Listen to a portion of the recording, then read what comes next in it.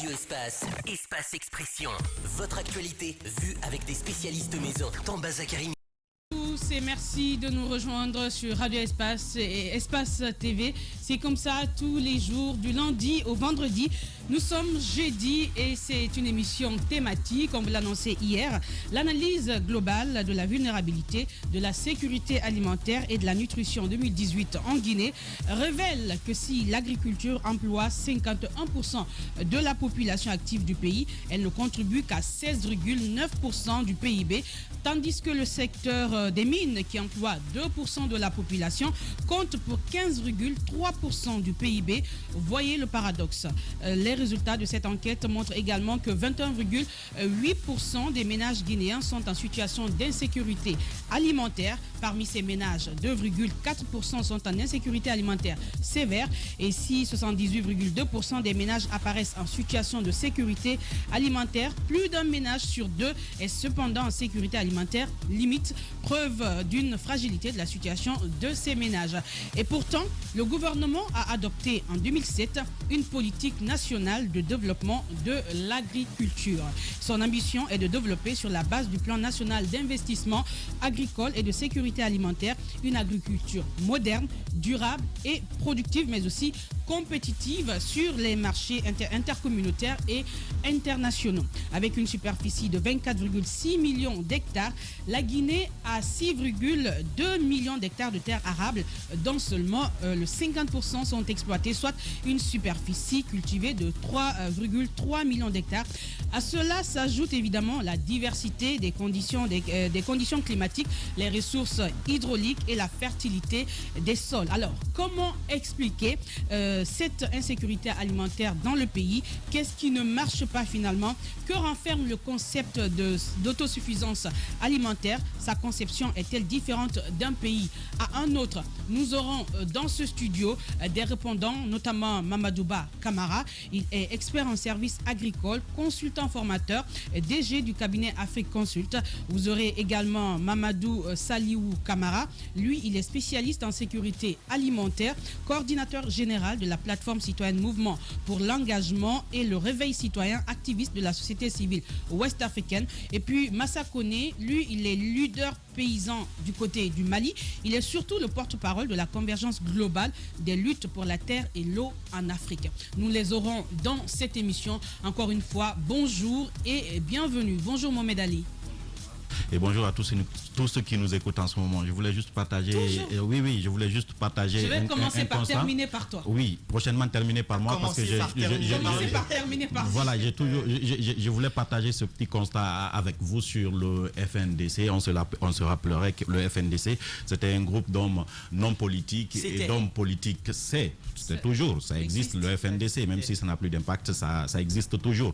Donc c'était un groupe d'hommes politiques et ceux de la société civile. Et ceux qui parlaient réellement et qu'on pensait diriger le FNDC, ou en tout cas qu'on nous annonçait diriger le FNDC, était au nombre de 4. Il y avait Adraman Sano, il y avait Sekou Koundono, Ibrahima Diallo et Fonike Mengue. Aujourd'hui, à ce jour, j'ai remarqué qu'Abdraman Sano, je ne sais pas s'il est là ou s'il n'est pas là, mais en tout cas, il ne parle plus, il est libre. J'ai remarqué que Sekou Koundono, à partir du Sénégal, il est maintenant en Europe, il est en compagnie de Ibrahima Diallo. Et j'ai remarqué que depuis tout ce temps, voilà, Bruxelles, et tout ce temps, je ne dis pas ce qu'ils sont en train de faire et leur activité. Je ne parle pas de ça. Je partage un constat. J'ai remarqué que depuis tout ce temps, il y a un Fonike Mengue qui quand même est en prison. Alors je me pose la question suivante. Est-ce que c'était le plus mal protégé du FNDC? Est-ce que c'était celui qui était le plus malchanceux? Est-ce que oui, mais ils ont réussi à sortir. Fonike Mengue, c'était quoi? L'idiot du groupe? Fonike Mengue, c'était qui? Le sacrifié? Ou c'est Fonike Mengue qui n'est pas arrivé quand même à faire un deal avec le gouvernement? S'il y a eu deal, je ne sais pas, je peux affirmer rien. Mais toujours est-il que la réalité, Fonike Mengue, il est en prison et tous ceux qui sont auprès de lui, toute sa famille en subit les conséquences et tous ses proches subissent les conséquences du fait que Fonike Mengue soit en prison. C'est lui qui est tout le temps malade. La réalité est que les autres, malgré la façon, ou plutôt peu importe la façon dont ils se sont sortis ou ils se sont débrouillés, on ne sait même plus pourquoi Adraman Sano ne parle plus. plus. Ils sont en liberté et ça, c'est beaucoup de choses. Donc, je pense, une fois encore... On n'arrête pas comme ça. Il y a quand même quelque chose qui est reproché à Fonike Mengue. C'est, je crois, on l'accuse d'attroupement illégal et c'était pour le compte jour du de la FNDC. manifestation. Il a eu les mêmes activités que Sekou Koundono. Il a eu les mêmes activités que... Ceux-ci ont fui. Non, pas avant. On ne sait pas. C'est ce que je vous dis. Je vous dis, est-ce que c'était le plus mal protégé? Parce que si les autres ont réussi à fuir quand même du pays, c'est qu'ils ont eu quand même des sources bien introduites qui les a informés. Ils ont quand même des personnes qui les ont aidés à sortir. Fonike Mengue, il a été idiot pensant qu'il était protégé ou qu'il pouvait... Et puis, laissez-moi poser la question, Maf. Est-ce que c'est la question? Parce qu'à un moment donné, c'est révoltant. Je sais que ça ne sert à rien ce que je suis en train de dire. Changez vos profils, on dira que ça ne change à rien. Mais il faut tous les jours interpeller sur le fait qu'il s'était quand même battu au nom du FNDC, qui est régorgé, nous dit-on, et dirigé par des hommes de la société civile. Ceux qui parlaient au nom de cette société civile, la majorité d'entre eux sont aujourd'hui libres. Je ne demande pas à ce qu'ils soient arrêtés pour qu'on les mette en prison. J'interpelle juste encore une fois, à mon tour, sur le cas de Fonike Mengue, qu'il est le seul aujourd'hui non politique en prison, et ça depuis longtemps, et pourtant il n'est pas prêt à ressortir. Deux choses rapidement. Je pense qu'il y a aussi cette mentalité, il y a des gens qui se disent, moi peu importe, je reste, et du coup c'est pas tout le monde qui a cette mentalité de pouvoir tenir quelle que soit l'adversité. Et il y a aussi que les autres ne sont pas forcément libres, ils ont fui parce que ils sont pas libres chez eux, ils sont pas libres de ces attention. Je pense qu'on reviendra sur ce sujet. En cavale qu'être en prison des Mohamed Ali, on reviendra sur ce sujet peut-être en début de semaine prochaine. Je rappelle, chers auditeurs, que vous aurez la possibilité de vous exprimer via le hashtag #EspaceX. Ce sera sur Twitter et vous aurez vers la fin de cette émission la possibilité de vous prononcer sur la thématique. Avant qu'on attaque la thématique, justement, je vais pouvoir dire bonjour maintenant. Mohamed Ali, finalement. Bonjour Alphonse. Maintenant, je me rappelle que je n'ai même pas dit bonjour aux autres. Bonjour à tout le monde. Mohamed Ali est venu prendre notre bonjour pour en faire une propriété privée. Bonjour Maf. Bonjour Caps. Oui, bonjour Maf. Bonjour à tous. Ça va, Dieu merci. Super. Bonjour Théophile. Bonjour Maf. Daouda Mohamed. Bonjour Maf, bonjour à tous. Daouda Mohamed, bonjour. Bonjour, Alphonse. Bon, je préfère ne pas dire ce nom. Alors, avant d'aller sur notre thématique, il y a quand même cette actualité autour de l'augmentation du prix du carburant. Et puis, ces transporteurs qui ne veulent pas obéir à ce qui a été dit pendant ce dialogue politique, dans ce cadre de dialogue permanent avec Fodé Bangoura, ils ne sont pas d'accord.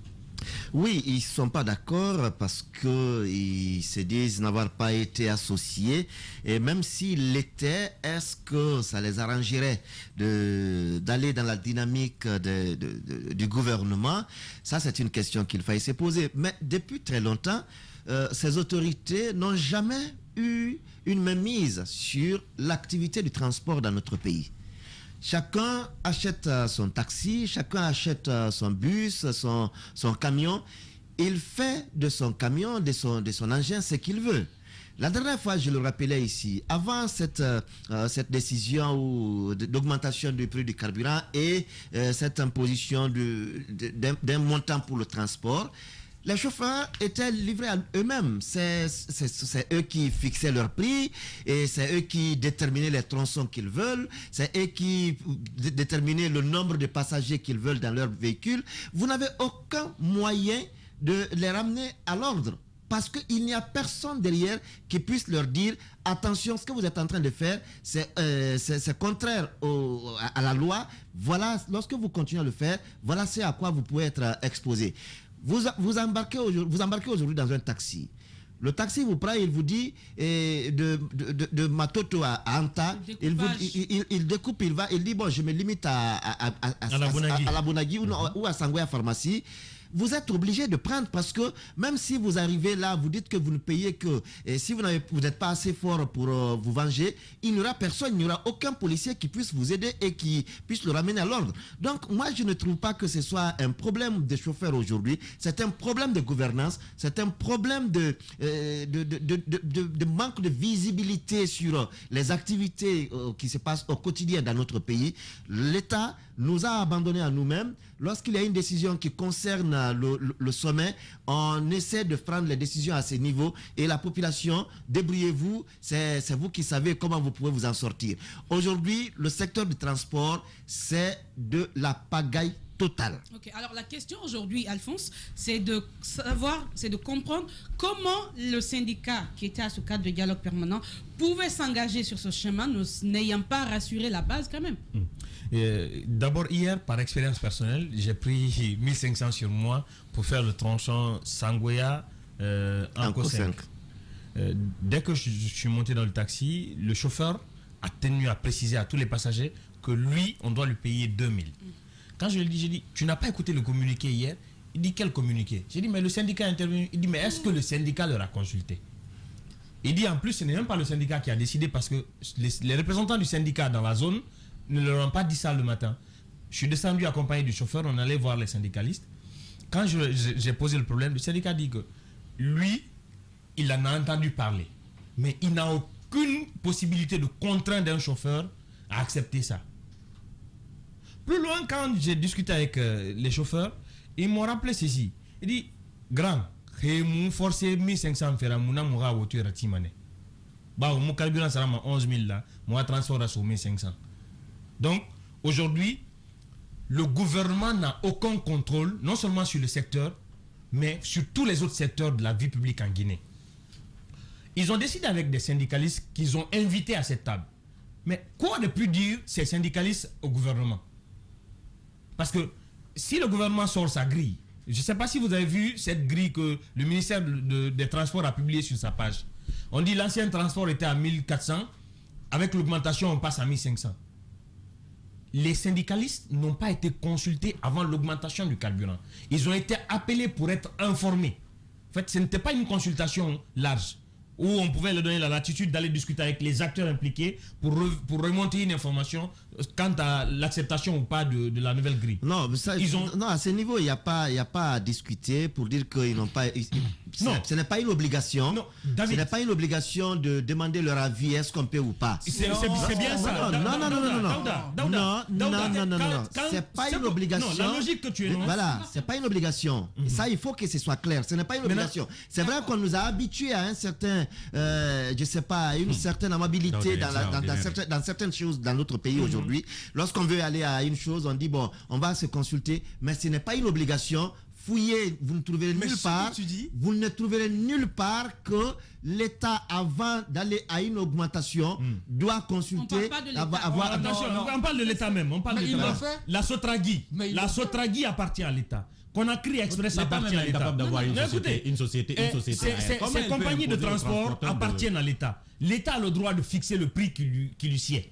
Mais quand moi j'ai acheté mon engin et que je le mets à un service public pour lequel je suis obligé de payer la vignette, les taxes de taxi et toutes les tracasseries policières, le transporteur fixe son prix. C'est du privé. Et quand tu veux contraindre le privé à obéir à une règle publique, tu passes à une consultation. C'est une logique obligatoire. Ou bien à de vraies mesures d'accompagnement. Justement. Et au-delà, quand je dis qu'il n'y a pas eu de consultation, c'est bien là. Les mesures d'accompagnement qu'on met, c'est la suppression des tracasseries policières. Et cette suppression, ce n'est qu'une annonce. Et puis c'est normal. Qui est le policier? Allez-y à Matoto, au rond-point de Matoto. Allez-y voir, depuis hier, combien de chauffeurs se sont fait arnaquer. Combien de chauffeurs se font tracasser par les policiers? Les motards. Les motards, on n'en parle même pas. Donc aujourd'hui, la mesure du gouvernement est nulle et de nul effet. Elle n'a aucun moyen de pression sur les transporteurs privés. L'État n'a pas suffisamment de bus pour transporter. Alphonse. Et si, comme le taximètre l'a dit, c'est une idée partagée par les taximètres. Si l'État les oblige à transporter les gens à 1500, il y aura une grève des transports et je ne sais pas ce que ça peut donner après. Mohamed Ali, hier on a essayé de joindre un des syndicalistes. Après l'argument c'était d'attendre qu'il s'organise d'abord, qu'il sensibilise à la base. Apparemment cette sensibilisation concernait effectivement les transporteurs. Peut-être qu'ils ne savaient pas qu'il y avait cette décision. Et pourtant c'est un responsable syndicat qui sait qu'il y avait effectivement cette décision, mais il ne pouvait pas, il ne voulait pas se réengager parce que l'augmentation du carburant était devenue effective. C'est comme s'il doutait. Depuis hier on l'a dit, mais dans ce studio on a tenté de dire ici hier que ces mesures d'accompagnement du gouvernement, ce n'est rien d'autre qu'une foutaise. Pourtant on dit que les promesses politiques n'engagent que ceux qui acceptent de les croire. Parce que les hommes politiques, au fait, ils sont rapides à donner de l'espoir par les paroles et à décevoir par les actes en réalité. Tout ce qu'on a dit comme mesure d'accompagnement, que ce soit cette situation ou une autre situation, ça n'a jamais satisfait les populations, même en rendant justement le transport gratuit en République de Guinée. Ce n'est pas possible. L'augmentation du prix du carburant, je ne connais pas une école d'économie où on m'enseigne qu'on augmente le prix d'achat et que le prix de revente ne s'augmente pas en réalité. Moi, je ne connais pas cette école d'économie. Dès que vous achetez le carburant un peu plus cher, le transport augmente. C'est automatique. La population guinéenne n'a même pas besoin d'attendre, parce que ça, c'est rien que par des annonces, même si ce n'était pas effectif, la population est rapide tout de suite à se protéger, si on peut dire ça comme ça. Donc, à augmenter les prix. Rappelez-vous que rien que par le fait qu'on ait dit que le carburant allait augmenter, tous les prix ont flambé avant le mois de Ramadan, et pourtant le carburant n'avait pas augmenté. Jamais les prix n'ont baissé jusqu'à ce jour. Donc, lorsque le carburant augmente, c'est un autre moyen justement pour les commerçants d'en rajouter sur les coûts des différents produits. C'est comme ça, que ce soit le transport, que ce soit les produits dans les différents marchés, que ce soit les services que nous devons rendre aux uns et aux autres. Chacun essaye de trouver un peu plus. Ça devient un argument facile. Et aujourd'hui, l'État ne peut pas mettre à défaut, parce que c'est ce qu'il faut faire, c'est de mettre un gendarme derrière chaque chauffeur pour dire tu vas respecter le prix. Et ça, ce n'est pas possible. Ou peut-être permettre aux chauffeurs d'acheter du carburant à un prix forfaitaire, si on peut le dire ça. Comme ça ne marchera pas, ils ne pourront pas le faire. Justement, c'est pourquoi ils ne peuvent pas imposer aux chauffeurs justement de réduire le coût de leur transport, parce que c'est pas eux qui ont acheté leur véhicule, comme vous l'avez dit. Il y a quand même des arguments qui ont été avancés, Caps. J'ai écouté le porte-parole à ce cadre de dialogue qui disait que à un moment, lorsque le prix de l'essence a diminué et que le transport devait être à 1300, les chauffeurs il y avait ce problème de monnaie, donc ils sont restés à 1500. C'est de l'arnaque communicationnelle. Non. Écoutez, c'est de l'arnaque communicationnelle. On parle des raisons qui ont poussé ce syndicat à prendre cette décision. Ils disent ceci, entre autres, et l'autre raison évoquée, c'est que par exemple, lorsque le gouvernement a interdit qu'on prenne 2 personnes devant, les chauffeurs ont continué à prendre 2 personnes. Le gouvernement est incapable d'appliquer sa propre mesure. Je n'immerge juste les raisons qui ont été évoquées. Et quand on dit que derrière il faut 3 personnes, les chauffeurs ont pris 4 personnes. Donc de façon illégale, ils se faisaient beaucoup plus d'argent qu'ils ne devaient. Donc lorsqu'il y a une augmentation pour des raisons d'augmentation à l'international ou pour des raisons économiques à l'interne, on suppose que ces chauffeurs peuvent prendre sur eux aujourd'hui et garder ces 1500 comme transport par tronçon. Est-ce que vous comprenez cela? Moi, hier, par exemple, je suis tombé sur un article où il y a des chauffeurs de taxi qui expliquaient en fait le contraire de ce qui était évoqué là-bas. Il y a un qui disait que si lui prend 20 litres d'essence dans sa voiture, qui lui coûte à peu près 220 000, il fait une recette de 130 000. Il dit comment il va s'en sortir avec ça? J'investis 220 000 pour acheter mon carburant. Quand je finis de faire ma tournée, j'ai 130 000. Il dit, je ne peux pas continuer à rouler en perte. C'est pourquoi hier, je rappelais que ce syndicat, hier, quand ils étaient en train de parler, il y a eu plusieurs exemples qui ont été donnés allant un peu dans ce sens-là. C'est pourquoi hier, je demandais à ce syndicat, est-ce que ce syndicat avait véritablement pris la peine de consulter l'ensemble des chauffeurs de taxi pour les amener à comprendre véritablement la nécessité et même de cette son propriétaire de taxi, ces syndicats-là. Voilà, donc moi je me dis qu'il devait d'abord à la base faire cela. Je ne suis pas contre le fait que l'État ait dit que nous voulons nous arranger avec les chauffeurs pour que s'il y a augmentation, qu'ils ne puissent pas de l'autre côté avoir une augmentation du prix du transport. Si l'État et les chauffeurs s'entendaient là-dessus, parce que l'État avait laissé du lest sur un certain nombre de points, un certain nombre de mesures, pour pouvoir les accompagner, là, en ce moment-là, ils peuvent accepter. Mais moi, je dis encore une fois que l'État, le cadre de dialogue permanent par rapport à ce sujet-là, ils n'ont qu'à encore pousser, ils n'ont qu'à approfondir, ils n'ont qu'à appeler ces gens-là. Cette fois-ci, ils n'ont qu'à faire une démarche plus inclusive pour impliquer tous les différents chauffeurs parce qu'ils sont organisés pour cela, pour qu'ils puissent échanger. Le problème est que les gens et les autres ne peuvent pas laisser le transport à 1500 francs parce que ça ne leur sert pas. Les syndicats... C'est quand je suis en train de lire mon Melali. En fait, l'État peut toujours négocier avec le privé. Ça se fait dans tout le monde. Évidemment, l'État sait ce qu'il y a à faire. L'État ne veut pas faire cela. La négociation en soi, c'est pourquoi moi je parle de négociation. Ils n'ont qu'à s'asseoir pour voir. Les chauffeurs n'ont qu'à leur dire qu'on supprime les barrages sur la route, ça c'est pas des mesures d'accompagnement. Ils n'ont qu'à les proposer. Ils n'ont qu'à les proposer des vraies mesures qui peuvent les arranger. Peut-être ils n'ont qu'à voir en termes de taxes ou en termes d'un certain nombre de choses qu'on puisse les épargner de ça. Mais on n'augmente pas tout que Caps. L'État est en train de jouer au banditisme. C'est ce que j'essaie de te faire comprendre en réalité. Ils savent ce qu'il y a à faire. Ils ont fait des études, ils savent exactement ce qu'il y a à faire. Ils ne veulent pas le faire. Ils veulent trouver un bouc émissaire qui devant être cogné par la population. Ils veulent que les uns et les autres s'en prennent aux chauffeurs. Vous avez eu les bagarres dans les rues hier? Non. Ils veulent qu'on s'en prenne aux chauffeurs et aux syndicalistes. Non, c'est ça la réalité, Caps. C'est ça la réalité. Sinon, l'État, c'est effectivement... Laissez-moi juste placer ceci pour terminer. Donc, l'État, c'est exactement ce qu'il y a à faire. Ils ont fait des études, ils savent les mesures qui doivent être prises. Ils savent que quand vous augmentez par-ci, vous devrez faire accompagner par là pour qu'il y ait de l'équilibre. Je vous ai dit, moi, j'en connais pas une école d'économie de fondement. L'État, dans le cadre de dialogue permanent... Je finis. Je plains l'État parce que tout simplement, l'État ne veut pas le faire. L'État ne voudrait pas qu'on s'en prenne justement aux membres du gouvernement pour dire qu'ils gèrent mal ou que les choses sont devenues plus difficiles. Ils veulent qu'on s'en prenne aux syndicats par rapport au transport. Donc on leur dit cela. Et la dernière chose que je vais dire là-dessus, les syndicalistes qui sont en train de parler, c'est à la télévision et devant les caméras, ils vont annoncer des bêtises pareilles. C'est lui qui va s'arrêter devant les chauffeurs. Ils n'ont pas osé. C'est là où il faut attaquer. Partez à Bambeto et allez interroger les chauffeurs qui sont là. Moi j'ai envie de rappeler ce matin, c'est pas l'État. Dans le cadre de dialogue permanent, l'État a associé le syndicat des transporteurs qui ont pour objectif pour objectif de défendre bien entendu l'intérêt des syndiqués, ceux qui sont dans le transport. Maintenant, ces gens, en fait, ce sont ces gens-là qui sont en train de tromper l'État. Non, ils ne sont pas en train de tromper l'État. Attention, tout le monde. On ne les a pas consultés. On ne les a pas consultés comme ça. On ne les a pas consultés. On les a juste appelés pour les informer. Justement. Écoutez-le. Oui, c'était ça, c'est ça. On vous l'impose. Et puis vous continuez à le dire. On va l'écouter. Pourquoi il le dit? Le représentant des syndicats qui a parlé au cadre du dialogue permanent, il était obligé, on l'a forcé à parler. Oui. On l'a forcé à parler. Oui. C'est lui qui a dit qu'il a consulté les gens de commun accord qui sont allés vers ça. Et ça veut dire tout simplement, si les autres n'ont pas obéi, ça veut dire que c'est lui qui n'a pas véritablement fait son travail. Soit il trompe l'État, ou il n'est pas sincère avec les gens avec lesquels il travaille. Ou bien on lui a fait un lavage de cerveau, parce qu'après, quand on parle de patriotisme, de comment faire, parce que le pays est dans une mauvaise situation, il faut trouver une solution, vous pouvez nous aider en faisant cela. Oui, et c'est lui qui a trompé justement le syndicat des transporteurs. Et je vais plus loin. Et je vais au-delà de ça. On a vu le secrétaire général du cadre de dialogue permanent qui disait hier, Fodé Bangoura, il disait dans la rencontre, il dit, au début, c'est toujours comme ça. Les gens seront d'abord réticents vis-à-vis de ce changement qu'on les impose là, mais après, au fur et à mesure, ils finiront par comprendre. C'est pour dire, oui, c'est pas expérience, il est en train de dire. Donc c'est pour dire que ces gars-là, ils n'ont qu'à rencontrer l'ensemble des transporteurs et qu'ils puissent échanger au mieux avec eux. Dernière chose, si tu me permets, la toute dernière. Dans la fixation des tarifs qu'ils ont donnés hier, ils n'ont pas parlé des taxis motos. Ils n'en ont pas parlé. Et pourtant, c'est des taxis. Et par exemple, moi, en venant ici de chez moi, là, j'ai l'habitude de payer 20 000 et les gars me disent 25 000.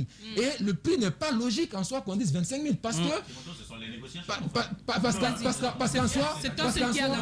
qu'en soi, s'ils mettent le carburant dedans, quel que soit le carburant qu'ils ont mis dedans pour quitter là où ils me prennent pour l'amener ici, ils ne peuvent pas consommer tout ça. Il faut qu'à un moment donné, même si ils ont raison d'augmenter, mais que ces gens aussi, qu'ils aient ce sentiment de pitié vis-à-vis Il ne faut pas compter dessus. Il ne faut pas compter dessus. C'est pas la pitié, ce sont les règles. Voilà. Moi, non, il faut un peu de pitié. Oui, mais il y a trop de méchanceté dans la 20 000 à 25 000, c'est trop. Alors, dans la gestion d'un État, vos micros sont fermés. Dans la gestion d'un État, justement pour éviter, ça c'est même dans les différentes structures, pour éviter la pitié, pour éviter d'être opprimé, c'est pourquoi il y a des réglementations. C'est pourquoi il y a des gens qui sont chargés de faire appliquer la loi. C'est-à-dire parce que si on laisse la pitié et le cœur, les gens vont se lever et faire des choses de leur humeur. Je prends sur deux pans. La première des choses, c'est cette inclusion. Le peuple que nous avons, quand tu es président, quand tu es responsable, il faut forcément travailler à l'inclusion. C'est vrai, Daouda disait que oui, il y a des décisions où on ne doit pas consulter, mais si tu ne consultes pas, d'accord, on suppose qu'il ne faut pas consulter, mais les répercussions, tu devras les gérer.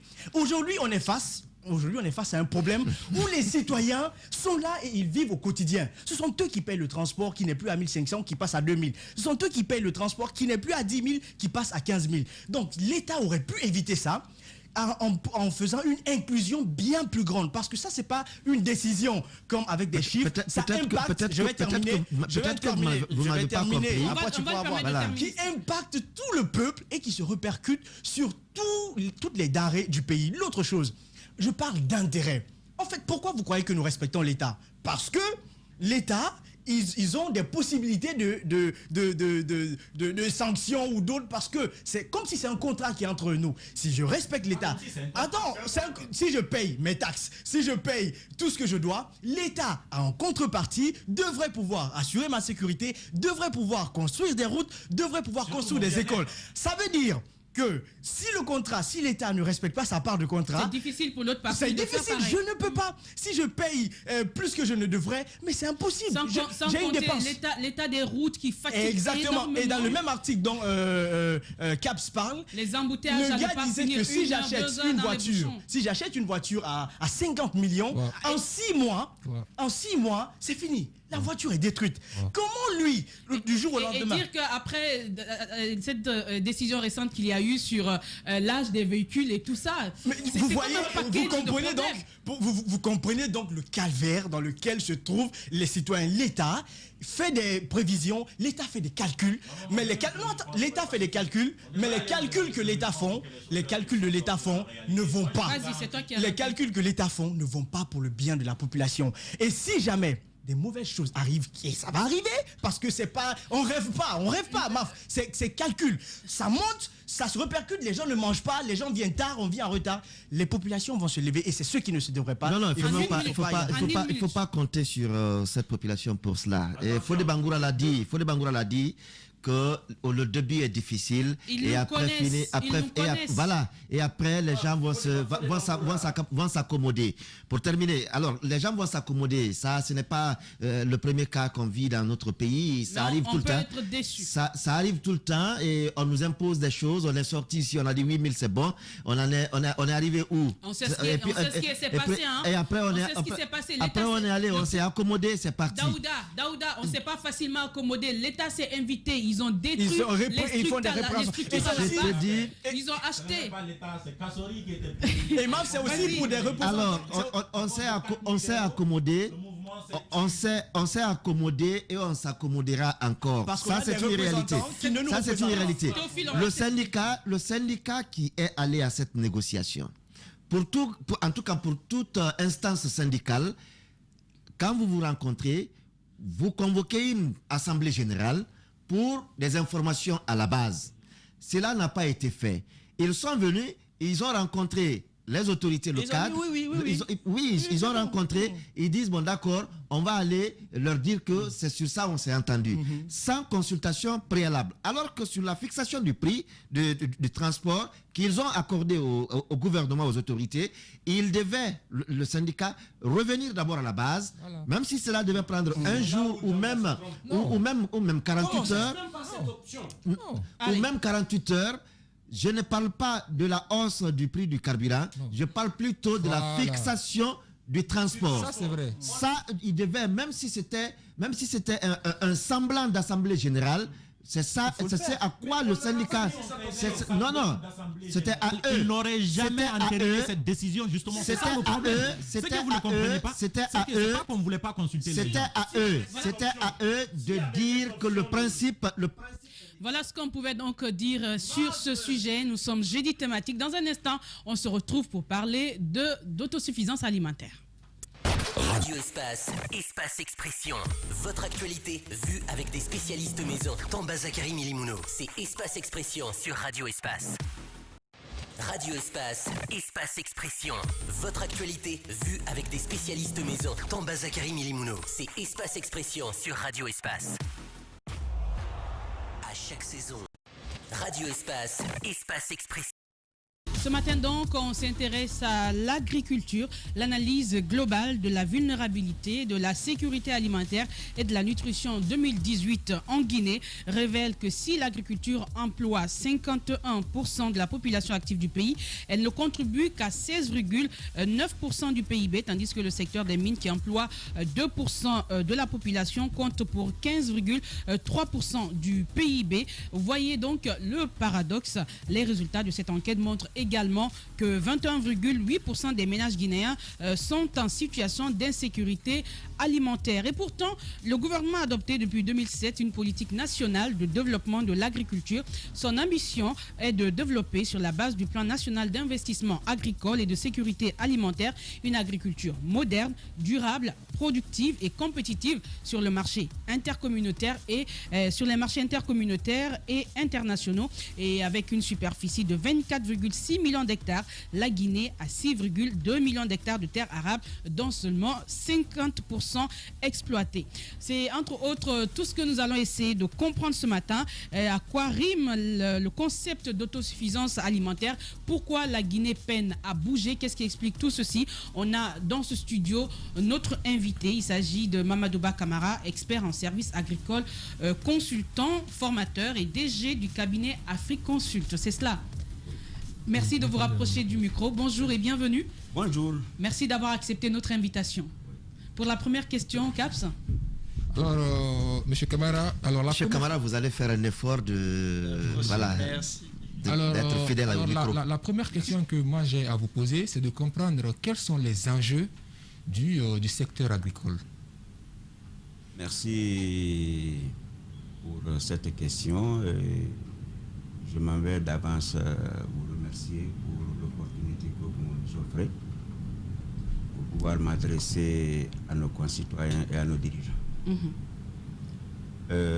Cette question de sécurité alimentaire, cette question de l'agriculture est une question préoccupante par rapport pour les dirigeants du monde entier. Parce que si nous sommes réunis aujourd'hui ici, si moi je suis en train de parler, j'ai marché avant de venir ici, c'est que j'ai dépensé de l'énergie. Et cette énergie provient de l'aliment que j'ai consommé. Et cet aliment que nous consommons vient de l'agriculture. Donc c'est l'agriculture qui nous procure des aliments, que cela soit d'origine animale ou végétale. Ça n'est ainsi. Alors, gérer le monde, c'est aussi gérer l'agriculture. D'accord. Alors, pour comprendre le concept d'autosuffisance alimentaire, comment comprendre ce concept? Qu'est-ce que ça dit exactement? Ça implique quoi quand on parle d'autosuffisance alimentaire? Quand on parle d'autosuffisance alimentaire, au fait, ça veut dire que le pays est capable de produire et de consommer ce qu'il produit. Alors, au plan international, il vous souviendra qu'il y a des lobbies. Je veux parler des multinationales qui se sont emparées de cette situation et qui en font une arme invisible pour pouvoir influencer les pays non producteurs. De sorte qu'aujourd'hui, nous sommes classés parmi les pays consommateurs et les pays industrialisés sont des pays producteurs. Cela a des conséquences multiples. D'abord, le fait que nous soyons des pays consommateurs, ça veut dire que notre marché est ouvert. Et vous comprendrez qu'aujourd'hui, vous allez au niveau des étals, des kiosques, quand vous regardez, vous trouvez que 80 ou 90%, c'est de l'alimentation. Et cette alimentation est importée. C'est venu d'ailleurs. Ça a été produit ailleurs et nous venons consommer. Première conséquence, nous nous appauvrissons parce qu'un produit que tu as acheté, ça suit une chaîne jusqu'au niveau du producteur. Dès lors que nous ne faisons que consommer, c'est-à-dire que nous enrichissons les riches, les gens qui sont déjà riches. Deuxièmement, cela agit sur la balance commerciale. notre balance commerciale est toujours déficitaire. Troisième élément, ça nous empêche d'amorcer nos programmes, de mettre en route nos programmes de développement agricole. Dès lors que c'est des produits qui sont subventionnés de l'autre côté et qui vont revenir moins cher. Et malheureusement pour nous, le concept de l'agriculture est très mal perçu chez nous. Ah bon? Et le concept de l'agriculture est très mal perçu chez nous, vous pensez? Alors, quelle devait être la perception? Très bien.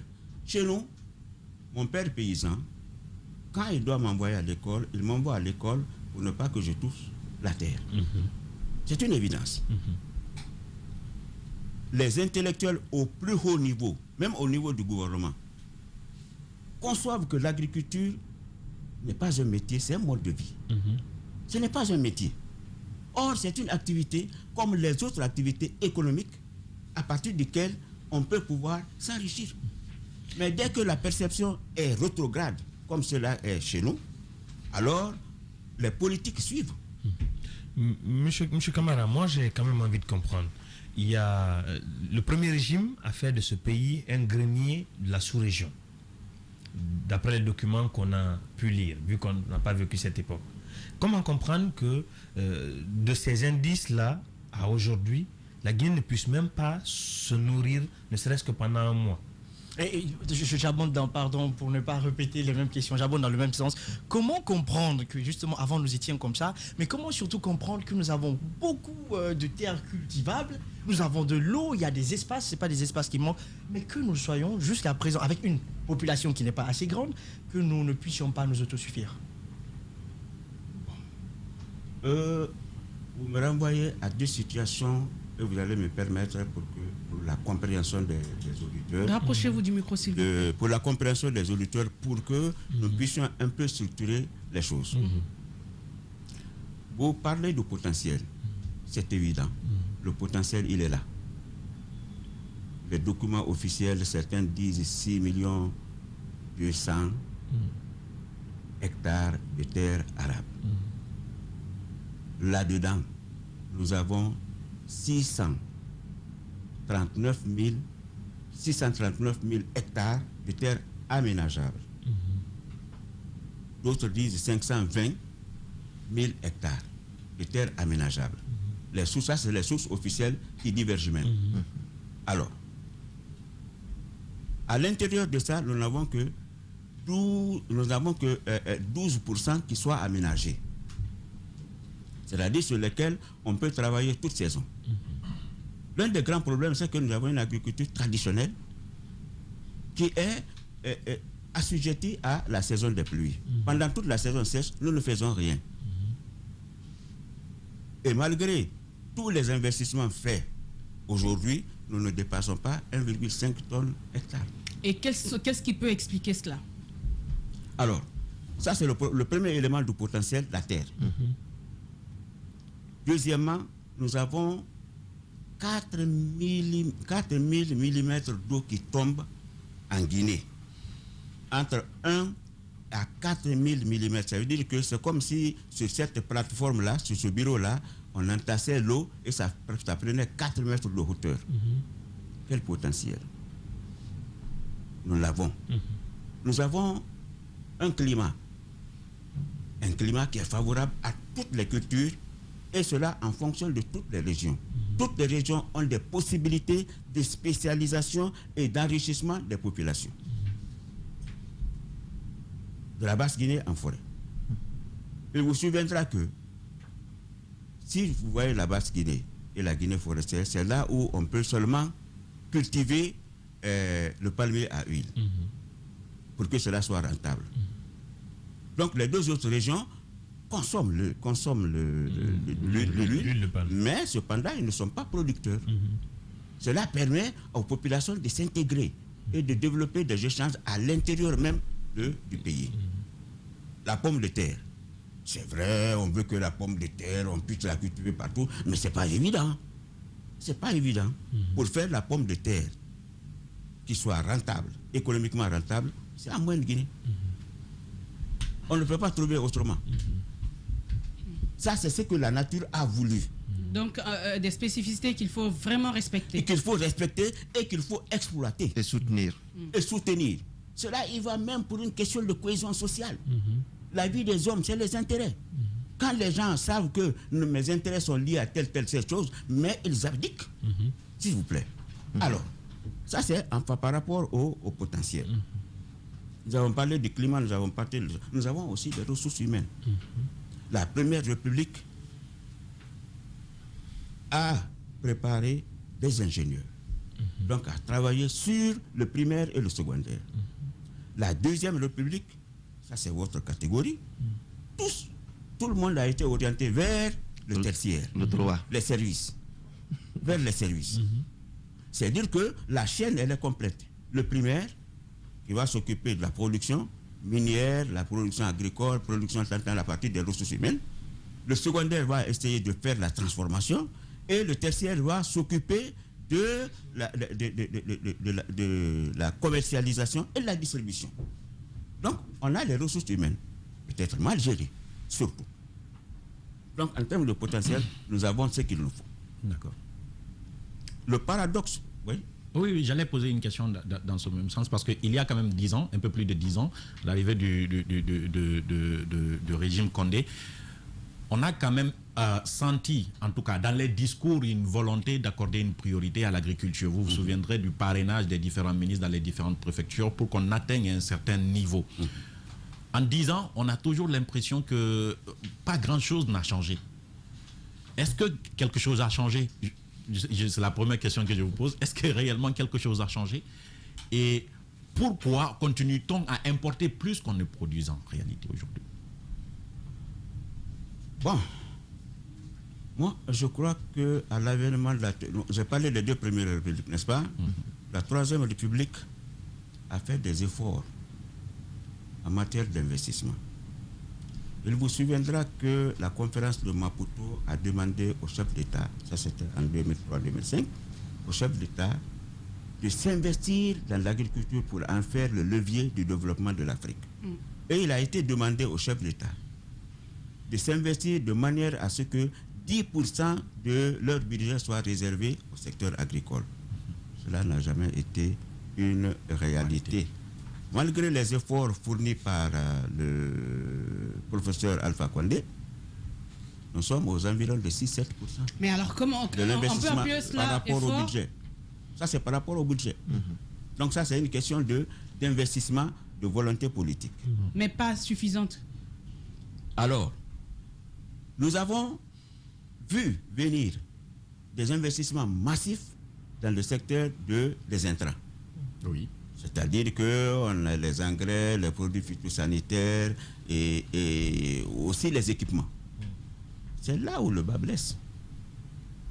Dans un système libéral, il y a les fonctions régaliennes de l'État, il y a les fonctions qui sont réservées au secteur privé. Au niveau de l'agriculture, les fonctions régaliennes de l'État, c'est les infrastructures de base de production, les infrastructures de commercialisation, c'est la formation. À la limite, les orientations au niveau des les orientations sectorielles. Mais dans la pratique, nous avons vu que l'État est allé beaucoup plus vers là où c'est plus facile de réaliser. C'est-à-dire acheter et distribuer les intrants qui ne relèvent pas des fonctions régaliennes de l'État en économie libérale. Sur ce point, il y a un problème lié à la qualité même des intrants qui sont mis à disposition. Bon, c'est pourquoi ce n'est pas le rôle de l'État. C'est pourquoi je dis que ce n'est pas le rôle de l'État. Quand je dis que ce n'est pas le rôle de l'État, d'autres vont dire que non, bon, l'État peut, à la limite, quand les autres ne sont pas prêts à avancer, l'État peut avancer dans ce domaine. Alors c'est vrai, oui, l'État peut avancer dans ce domaine. Mais, fondamentalement, ce que le paysan ne peut pas faire, il ne peut pas faire les aménagements. La maîtrise de l'eau est l'élément fondamental. C'est le facteur limitant du développement agricole. Il faut gérer l'eau. Que faisons-nous des 4 mm d'eau qui tombent? De la réserve que nous avons dans le sous-sol, de l'eau de surface et de l'eau qui se trouve au niveau souterrain. Qu'est-ce que nous en faisons? Ce potentiel, est-ce qu'il est utilisé? Et c'est là où l'État doit s'investir. Gérer l'eau, faire des aménagements agricoles, pastorale et que sais-je encore. Mettre à disposition et voir maintenant les mécanismes par lesquels cette exploitation peut se passer. Il y a quand même des pays... Il y a, à côté de ça, en plus de ça, il y a la formation. Vous tous qui êtes assis ici, vous avez une certaine formation de façon spécifique, non? Mais pour que vous soyez des journalistes ici aujourd'hui, il vous a fallu être reprofilé pour certains et des formations complémentaires pour d'autres. Ça n'est ainsi. Alors, qu'avons-nous fait par rapport à ces milliers de gens, de jeunes gens qu'on a formés au niveau des services et qu'on veut qu'ils travaillent au niveau de l'agriculture sans pour autant savoir de quoi il s'agit? Il y a quand même des pays, je voulais dire ça pour compléter. Je viens par rapport à la question qui est posée. Ça, voilà l'un des problèmes que nous avons. Nous ne maîtrisons pas la relation entre le plan de développement national et sa mise en œuvre. Et cela à plusieurs points. 1. Les dirigeants sont des leaders. Ils doivent entraîner les gens vers une certaine orientation précise. Dire que l'agriculture, loin de la perception que nous avons aujourd'hui, c'est une activité économique, c'est un métier, il faut l'apprendre. Ne fait pas l'agriculture qui le veut. Dans le plan de développement national, il a été écrit qu'il faut faire le distinguo, c'est-à-dire donner le statut du producteur. Le statut du producteur, c'est-à-dire que nous avons l'exploitant familial, nous avons cet autre-là qui est l'agriculteur professionnel. Ne peut pas être agriculteur qui le veut. Ça demande une formation. Et même si nous autres qui avons été formés dans le premier régime, dans le domaine, il nous faut pour des questions de spécificité avoir une formation complémentaire. Ça n'est ainsi. D'accord. Alors, moi, j'ai encore un souci avec le nombre d'hectares arables ou cultivables et le nombre d'hectares aménageables aujourd'hui. J'ai un peu envie de savoir à quoi servent les autres hectares qui ne sont pas aménageables. C'est là où se trouve le hic. Nous avons un potentiel. Si je prends par exemple le nombre de terres agricoles, 6 200 000 d'hectares. Là-dedans, ce qui est possible d'être aménagé, soit au niveau des bas-fonds, soit au niveau des plaines, soit au niveau de la mangrove, fait 689 000 hectares. C'est là où on peut cultiver. C'est là où on peut aménager. Aménager. On peut cultiver partout. Faire la maîtrise de l'eau, être capable de produire en saison sèche et en saison des pluies. C'est en ce moment qu'on dit que nous rentrons dans la productivité. Il faut rentrer dans la productivité. La production, aujourd'hui, ne suffit pas. Il faut rentrer dans la production. Nous sommes en train de produire. On ne peut pas dire que les Guinéens ne produisent pas. Va à Matoto. Je trouve qu'il y a la production, le produit de la production qui arrive sur le marché. Mais ça ne suffit pas. Il faut être dans la productivité. Il faut produire au moins 2 ou 3 fois par an sur la même superficie. C'est ce qui permet de gérer la fertilité. C'est ce qui permet de gérer les ressources humaines. C'est ce qui permet de gérer la base productive. Ce n'est pas que seulement que l'agriculture. Vous avez l'élevage. Alors, M. Kabara, moi j'ai... Caps, ce qu'on va faire, on va se donner une pause pour la page publicitaire. On se retrouve après pour continuer le débat. Merci. Radio Espace, Espace Expression. Votre actualité vue avec des spécialistes maison. Tamba Zakari Milimouno. C'est Espace Expression sur Radio Espace.